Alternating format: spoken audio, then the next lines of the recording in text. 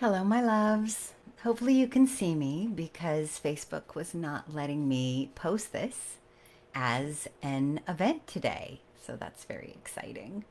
So I'm just trying to go live straight in the group, and I wanted to finish my notes from the Abraham Hicks workshop, as well as share with you, and I kind of posted it below in the stream, my one half of my one-on-one with Esther and Abraham.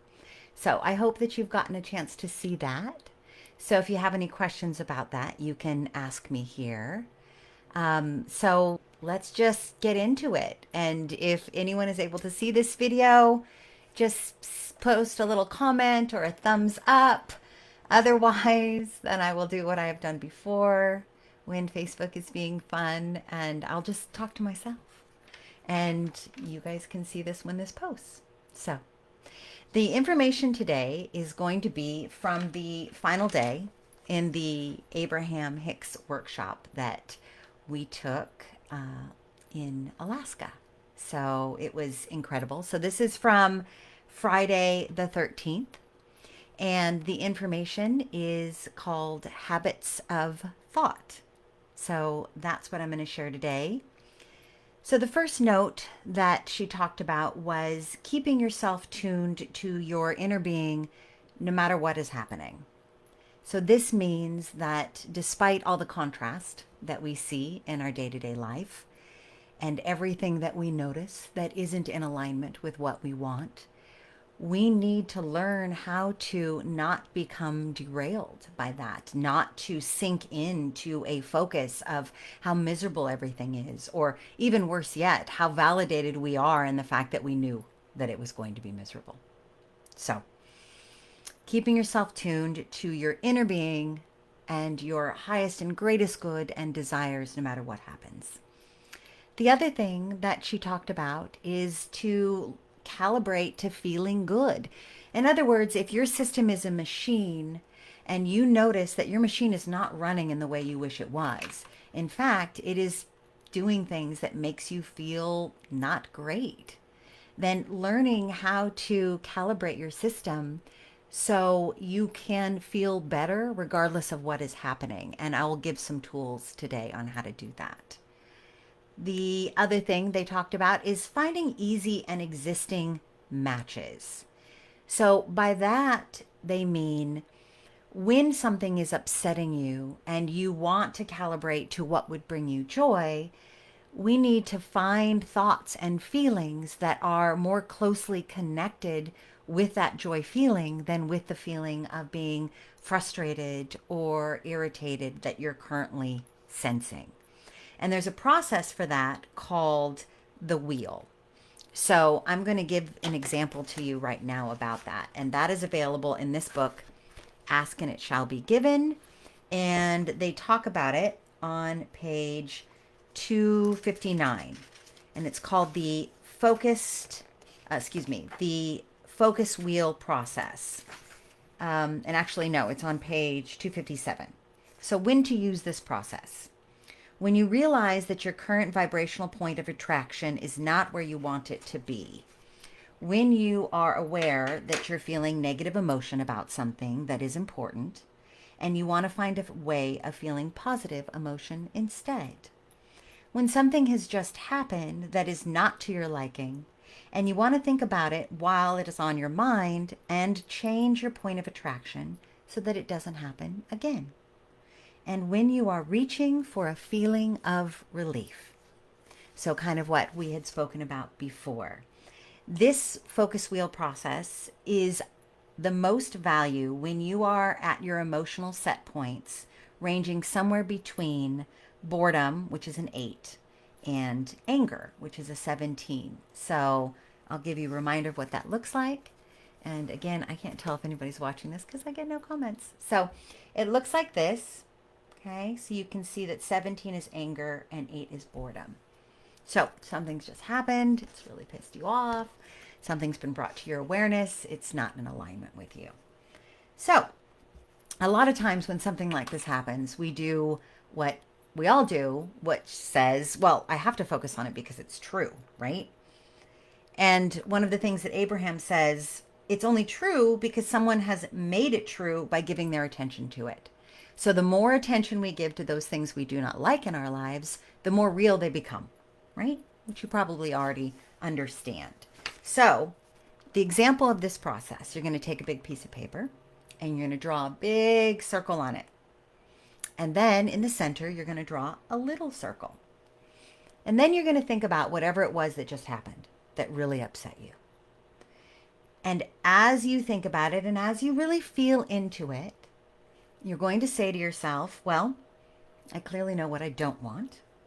So what is it that I do want? And some examples they give are, I feel fat and I want to feel slender.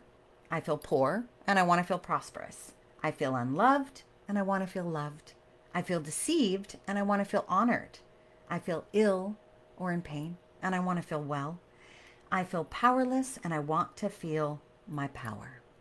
So choose the sentence, you can choose one of these, of what it is you want. So let's say I want to feel slender. Let's put that in the center of the circle, in the tiny center of the wheel, okay? So now on the outside of this wheel, we want to label it like a clock. 12, 1, 2, 3, and so on, all the way to 11. And under each one, you want to put a phrase or a sentence that is closer in alignment to what it is you want. So you want to write statements around the outside edge of your large circle that match what it is you do want. When you find a statement that is a close enough match, you'll know it. In other words, you will feel that your statement does not match and throws you off the wheel, so to speak, or you will feel that the statement does match. So she says, let us say that you're preparing to do this process and you know that your intention is to eventually write, I feel good about my body, or my knee is well. But if you begin there, if the first little phrase you write is, I feel good about my body, you can tell by the way you feel that the energy isn't lined up, right? Because you're not feeling good right now. Because all it did was make you feel ornery and aggravate your awareness that you do feel fat or that your knee does hurt. So that statement is too specific. So in other words, instead of trying to jump on a train that's going too fast, that's going to throw you off, you want to choose a sentence or a statement or a feeling that you can get behind. So just by trial and error, you can choose another statement. You might say something like, I know that my physical body responds to my thoughts. Well, that's a softer statement, and you already believe that, but that also makes you a little mad at yourself. So not a really good starting point either. You feel around for something else, and you might say something like, for the most part, my body's doing all right. Well, now you feel that. That statement does feel all right. So that can be something that you put on the wheel. And so you're going to continue to add to a power to this process as you find thoughts that feel good. You continue to write them around the perimeter of your larger circle. Again, start at 12 o'clock and then continue on to 1 to 2. And as another example, they say that, let's say in the center of your wheel, it says, I want to feel slender. So you want to try to find thoughts that match how you want to feel, thoughts that feel good to you while you ponder them, but not find a thought that throws you off the train or throws you off the wheel. So an example she gives is, I can be slender again. However, for most or for some, this thought is too far from what you really believe. And while you want to believe it, you don't. So when you feel into that thought that you're having or whatever your topic is, you'll know because you'll feel it doesn't feel right. It's not in alignment. It doesn't feel good to you. So another one that she writes is, my sisters are slender and beautiful. Well, this thought doesn't feel good either. It points out their success and makes you feel your own lack of success even more. So that throws you off the wheel. I'll find something that will work for me. Now, while this thought feels a little bit better than the previous ones, it still doesn't feel good. You've tried many things, but you believe that you've found nothing that works for you. So this thought might just point out past failures and also throw you off the wheel. How about this one? I know that there are others who've been where I am now and who have found a way that works with them, for them. With this thought, you could feel a sensation of relief. You do feel a little bit better. So remember, you're not looking for the end-all solution here, right? You're just looking for thoughts that feel a little bit better so it sticks. So she goes on to give examples of, I don't have to do all of this today. I'll find a diet that works. Oh, that throws you off the wheel. Okay, I don't feel good in my clothes. Off the wheel. It'll be fun to buy new clothes. Okay, that sticks you there. My body will feel more refreshed. Sticks. I'll feel more vital. Sticks. New ideas will come to me. Now we're rolling. I already know some things that will help. Yep, feeling better. I like taking care of my own experiences. Also, sticking. So you will continue to write the things that stick until after you've written on the 11 o'clock position, you will feel emphatic and you will circle the words that you originally wrote in the center of your wheel and notice that now you do feel a closer vibrational alignment with that thought. So isn't that cool? So again, that is on page 257 and it's called the focus wheel process of this book. Okay, so getting back to the notes I wrote. So, types of meditation. I thought this was really fascinating. I was always trained that meditation was a time of receiving, insight, awareness, openness. And they talk about using meditation as a time of releasing. So, emptying one out, letting go of all the fearful, negative, or frustrating thoughts that you've had. So just another reminder, if you were trained like I was, and that it was a time of receiving, to use it as a time of releasing. And I know a lot of people already do that, so validation for you. Another thought, the best type of therapy that you can receive is not mad at myself therapy, not mad at you, and not expecting the worst therapy. I love that. Just reminding us that the best therapy we can offer ourselves is one that continues to help us increase our alignment with our higher self, or putting us in that energy allowance, that vortex. Comparisons. Comparisons work against you. So what does that mean? Well, as in the example of the focus wheel process, when I was making a statement comparing myself to my sisters, that wasn't making me feel better about myself. So comparing ourselves to others, which people say sometimes, well, it could be worse, and we think of all the ways in which we could be worse, those comparisons really aren't helpful. Contrast is insignificant because it is temporary. Don't let it be tragic. So when something is happening that you don't want, use it as the starting off point to pitching you in the direction you do. Not as a reason to feel worse about yourself, worse about your life, or more validated in your belief systems that things are shitty, people are shitty, bad stuff happens, you don't get what you want, or any of the other negative thoughts or beliefs that you might have held in the past and hopefully have learned not to stick on to. We do this because we feel that the more negative thoughts that we think about a particular issue, the more prepared we will be when those things come to happen, which is not what we want to manifest, right? So remember that what we're thinking and feeling about, we are actually bringing about. So instead, I like to think, okay, what now? What's next? So for me, that's like taking the negative experience that I don't like, throwing it over my shoulder and going, okay, what now? Where do I want to go now? What do I want to feel into now? Okay. Cells in constant communication with source.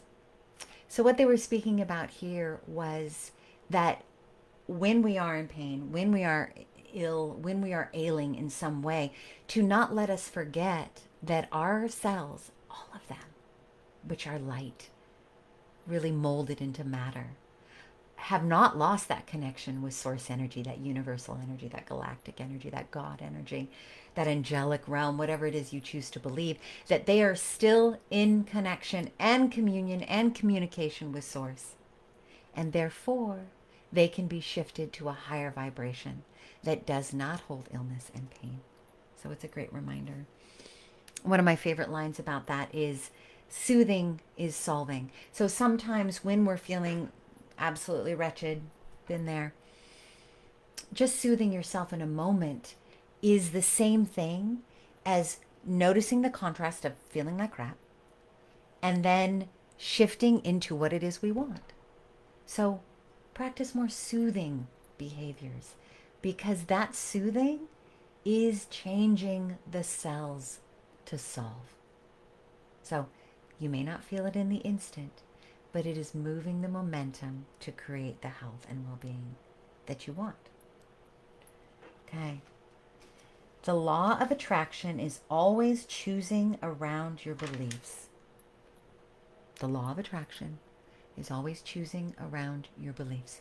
So whatever it is you're believing in, that's what you're receiving.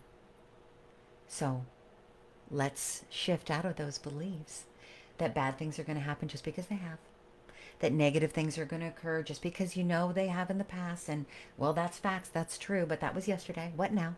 What's next? It is far more influential when you are loving and accepting and giving people the benefit of the doubt. Far more influential when you're loving, receiving, and giving people the benefit of the doubt. You can make every day like Christmas. When we were in Alaska, myself and my loved ones, we had a phrase that we would say, best day ever. Every day throughout my day, best day ever. No matter what occurred, best day ever. Because every day was the best freaking day ever. Best because some might say, well, I'm above ground, feet on the ground. But for me, it meant because whether or not in every instant, in every second, I was filled with joy or peace or allowing or pleasure, it still was the best freaking day ever. Today, not knowing if anyone is watching this live, showing me that no one is, it's still the best freaking day ever. Because, hey, no stress now, right? Or I don't even have to answer any questions now, right? Which, by the way, if you do see this, we'll go back when the questions populate and I will answer them.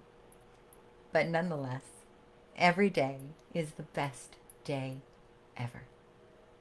Just try it out. I know that when I started saying that, I had some resistance to it, and I know that people I said it to had some resistance to it. And now BDE is kind of a catchphrase among a few of us. Okay, you don't have to explain, just let the universe deliver it to you. Blessed equals deserving.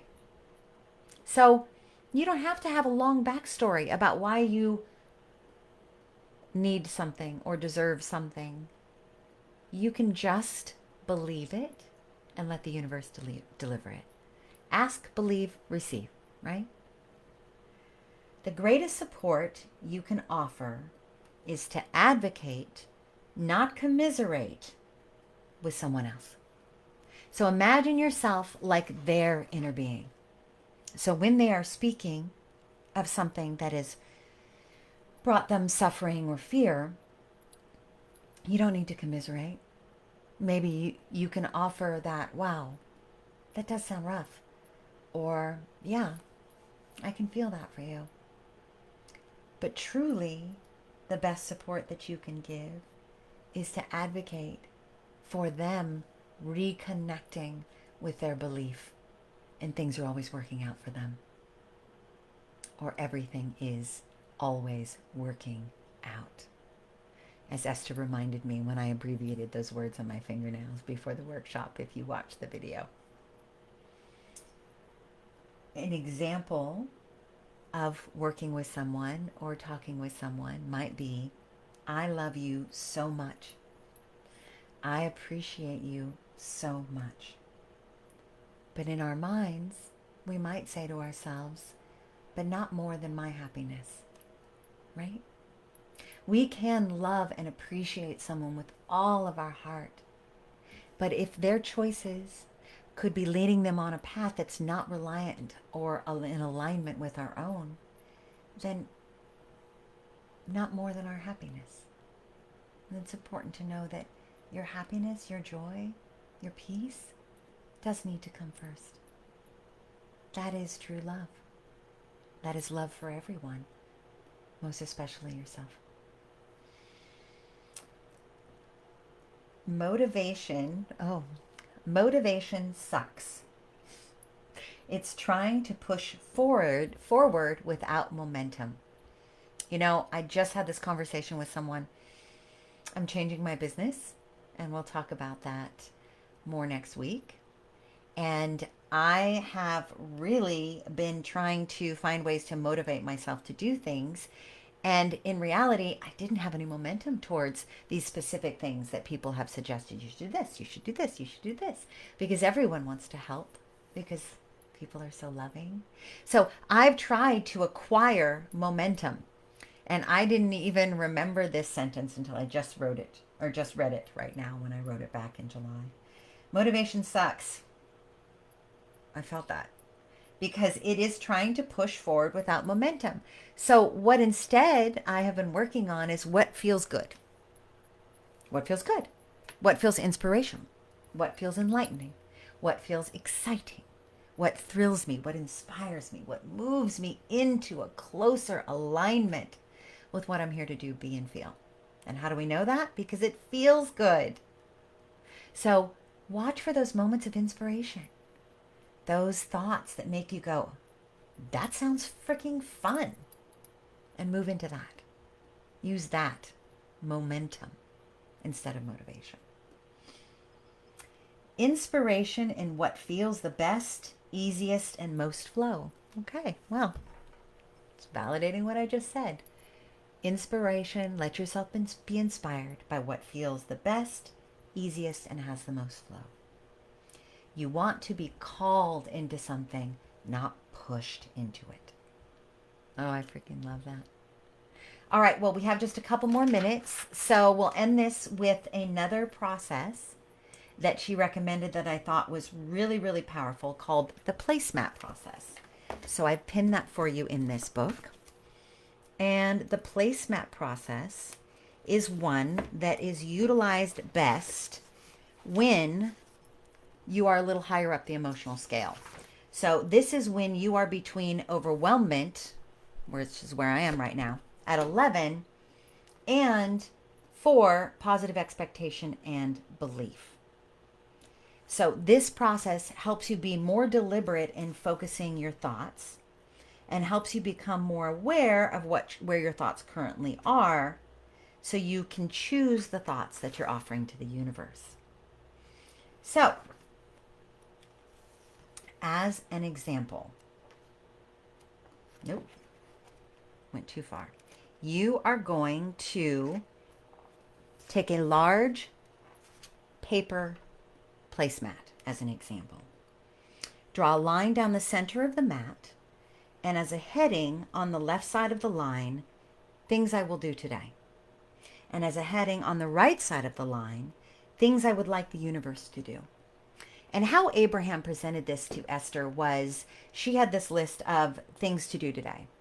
And in reality, 10 people could not have accomplished all of this.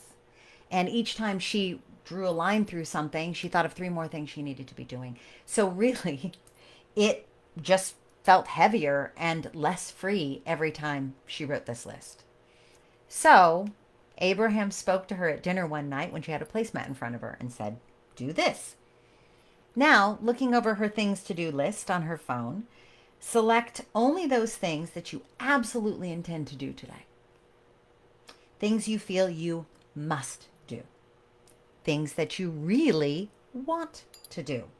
Select only those things that no matter what you intend to do today, and enter those on the left-hand side of your placemat beneath the heading, Things I Will Do Today. And now enter all the other tasks on your list. Okay, my computer just shut down. So I don't know if I'm still streaming. Let's hope I am. Okay, this is really exciting. Best day ever. Because I am experiencing so much frustration trying to do lives now. As a side note, that I'm beginning to think I'm not supposed to do them anymore.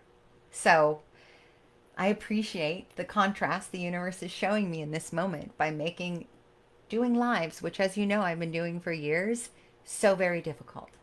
So what I may continue to do instead is just post on Instagram and TikTok some of the one-on-one channeling videos that I've created to share with you all.